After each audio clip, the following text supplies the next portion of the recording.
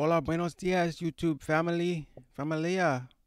Just kidding. Welcome back to Foeontheflicks. I'm not fluent in Spanish, but maybe one day I will be. And I'll be having a Spanish show for you guys. But, anyways, this is the review of Obi-Wan, the full season review. And I'm going to get right into it.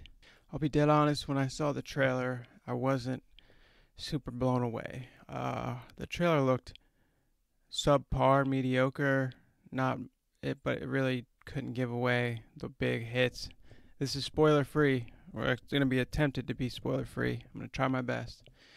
But yeah, like I said, so basically it's Obi-Wan, and he's pretty much a has-been at this point because he's been in hiding so long after everything went down with Anakin and whatnot. So his he's kind of washed up when it comes to the Force, but he's still Obi-Wan and he's still a beast. It got a 75% Rotten Tomatoes. I'm gonna go ahead and match that on the faux scale. It was good. 75% sounds about right. So we'll match Rotten Tomatoes. Here's the premise: the Jedi Master contends with the consequences of his greatest defeat, the downfall and corruption of his one-time friend and apprentice, Anakin Skywalker, who turned to the dark side as evil Sith Lord Darth Vader. Wow. I didn't read the premise before I watched it. That was a hell of a spoiler right there. Sorry. But let's get right to it. This joint is for nostalgic addicts of Star Wars. You're going to love this because rekindles old relationships. We get to see some closure. We get to see Luke and Leia as children. By the way, they cast Leia perfectly. The little girl they picked to play Leia nailed it. She just seemed like Leia 100%. No doubt that was Leia as a kid. It's the fact that you know they can't change the outcome of the earlier movies kind of leaves out any chance of any surprises happening. Like, I won't spoil it, but yeah, just because everything's already set in the future, it's like they can only do so much with the characters in this show. I'll take back the 75% because here in my legitimate review, I gave it a 70% before seeing that. So I'm going to stick with that 70%. Not that it was bad. It was still great. I liked it. Definitely recommend it to any Star Wars fans. But I would say it's not better than Mandalorian. That was really good. Boba Fett was really good because the first half of Boba Fett's kind of like filler. And then it's like the Mandalorian season 3 picks up halfway through Boba Fett, which is like, huh? I thought this was Boba Fett, not Mandalorian season 3. But I don't know why they did that. It was still awesome. If you haven't seen it, watch those two too as well. The acting did get a little cheesy at times, but that's to be expected with Star Wars.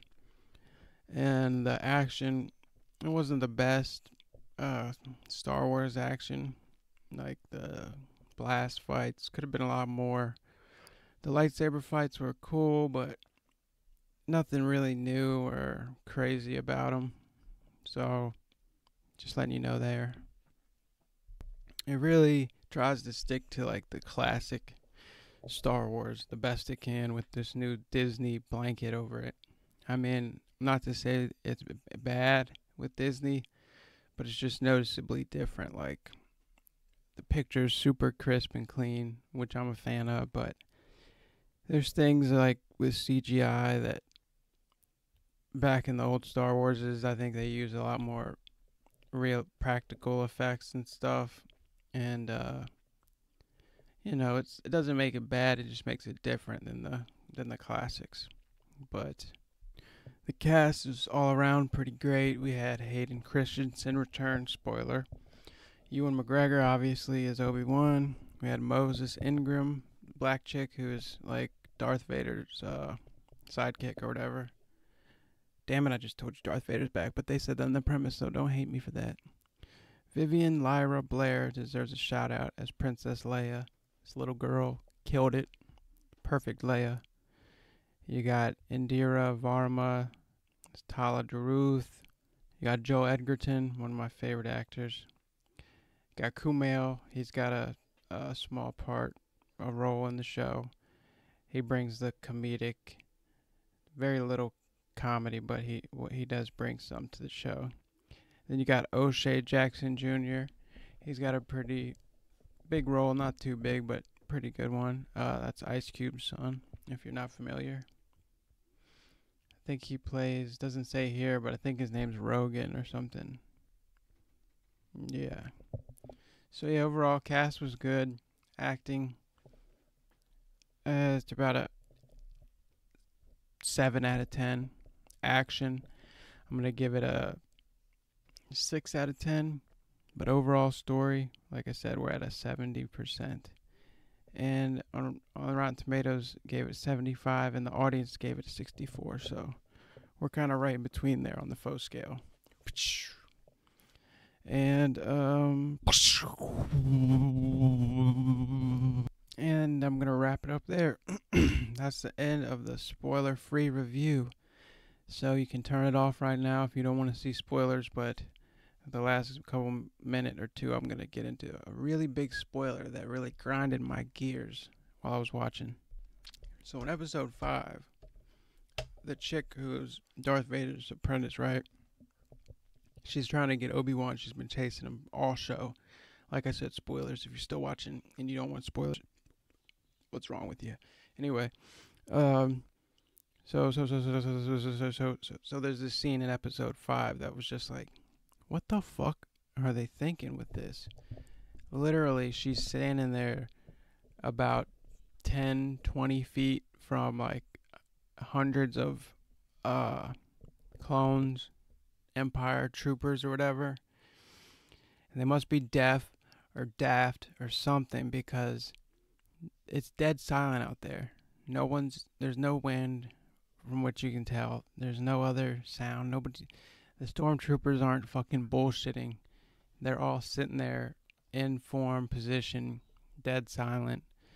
And she's having a talk with Obi-Wan, literally right in front of everyone, about betraying Darth Vader and how she wants to fucking come up behind him and slash the shit out of him and all that. And it's like, it just was so strange because all one of them stormtroopers had to do was want a promotion, and he could have snitched and been like, yo, Darth, chick's not really on her side. She's been playing you. You killed all her friends when she was a kid. She's been just trying to get as close to you as possible so she can slice you out. You know what I'm saying? Boom. He turns into an elite stormtrooper, gets the black suit with the upgraded jetpack, all that shit, you know? But no, they just sit there and let her conspire against their fucking supreme leader right in front of them. Dead quiet. They're whispering, but it's fucking easily to hear what they're saying.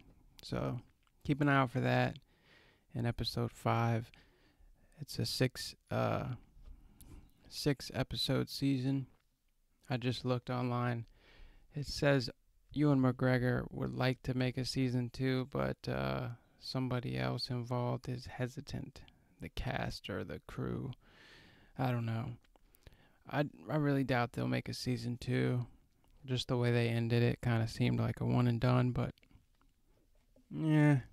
That was my review of Obi-Wan season 1, full review, spoiler free, except for that last 3 minutes.